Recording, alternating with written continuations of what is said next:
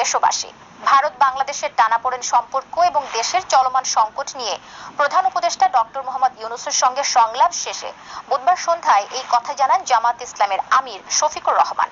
তবে কি সুখবর পেতে যাচ্ছেন দেশবাসী, বিস্তারিত জানাচ্ছেন আরিফ হাসান।